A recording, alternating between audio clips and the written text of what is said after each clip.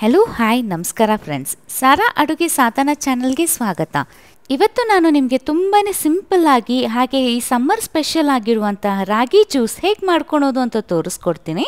ಯಾರ್ಯಾರು ಡಯಟ್ ಮಾಡ್ತಾ ಇದ್ದೀರಾ ಹಾಗೆ ಎಕ್ಸಸೈಸ್ ಮಾಡ್ತಾ ಇದ್ದೀರಾ ಅವರು ಇದನ್ನು ಮಾಡಿಕೊಡೋದ್ರಂತೂ ತುಂಬಾ ಹೆಲ್ತ್ ಬೆನಿಫಿಟ್ಸ್ ಇದೆ. ನಾನಿಲ್ಲಿ 200 ಗ್ರಾಮ್ಸ್ ರಾಗಿ ತೊಗೊಂಡಿದ್ದೀನಿ. ರಾಗಿನ ಒಂದು ಪಾತ್ರೆಗೆ ಹಾಕ್ಕೊಳ್ತಾ ಇದ್ದೀನಿ. ಇದಕ್ಕೆ ನೀರು ಹಾಕ್ಕೊಂಡು ಚೆನ್ನಾಗಿ ತೊಳ್ಕೊಳ್ಬೇಕು. ಒಂದು 2 ರಿಂದ 3 ಸತಿಯಾರು ತೊಳ್ಕೊಳ್ಳೇಬೇಕು. ರಾಗಿನ ನಾನಿಲ್ಲಿ 3 ಸತಿ ಕ್ಲೀನಾಗಿ ತೊಳ್ಕೊಂಡಿದ್ದೀನಿ.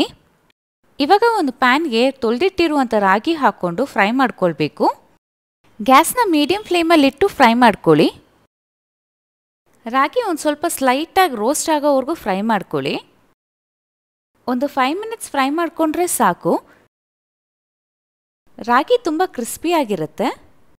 ಇವಾಗ ನಾವು ಗ್ಯಾಸ್ನ ಆಫ್ ಮಾಡ್ಕೊಳ್ತಾ ಇದ್ದೀವಿ. ಇವಾಗ ನಾನು ಮಿಕ್ಸಿ ಜಾರ್ಗೆ ಫ್ರೈ ಮಾಡಿ ರೆಡಿ ಮಾಡಿ ಇಟ್ಕೊಂಡಿರುವಂಥ ರಾಗಿನ ಹಾಕೊಳ್ತಾ ಇದ್ದೀನಿ. ಒಂದು 1/4 ಕಪ್ ತೆಂಗಿನಕಾಯಿ ತುರಿನ ಹಾಕೊಳ್ತಾ ಇದ್ದೀನಿ. ಇದಕ್ಕೆ ನಾವು ಫ್ರೆಶ್ ತೆಂಗಿನಕಾಯಿ ತುರಿನೇ ಹಾಕ್ಕೊಳ್ಬೇಕು. 1/4 ಕಪ್ ಬೆಲ್ಲ ಹಾಕ್ಕೊಳ್ತಾ ಇದ್ದೀನಿ. ನೀವು ಸ್ವೀಟ್ ಜಾಸ್ತಿ ಇಷ್ಟಪಡ್ತೀರಾ ಅಂದರೆ ಬೆಲ್ಲ ಒಂದು ಸ್ವಲ್ಪ ಜಾಸ್ತಿ ಹಾಕ್ಕೊಳ್ಳಿ. ಒಂದು 10 ರಿಂದ 12 ಬಾದಾಮಿನ ಹಾಕ್ಕೊಳ್ಬೇಕು. 3 ಏಲಕ್ಕಿನ ಹಾಕ್ಕೊಳ್ತಾ ಇದ್ದೀನಿ.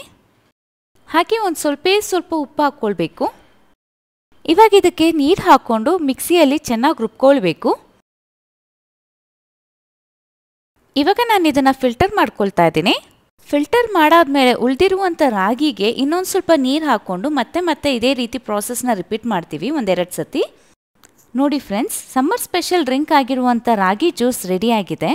ನೀವು ನಿಮ್ಮ ಮನೇಲಿ ಮಾಡಿ ಟೇಸ್ಟ್ ನೋಡಿ ಹೇಳಿ ಹೇಗೆ ಬಂದಿದೆ ಅಂತ. ಇದನ್ನು ನೀವು ಬೇಕಂದರೆ ಫ್ರಿಜ್ಜಲ್ಲಿಟ್ಟು 1-2 ಅವರ್ಸ್ ಆದಮೇಲೆ ಸರ್ವ್ ಮಾಡ್ಕೊಳ್ಬೋದು. ಇದ್ರ ಟೇಸ್ಟ್ ಅಂತೂ ತುಂಬ ಚೆನ್ನಾಗಿರುತ್ತೆ.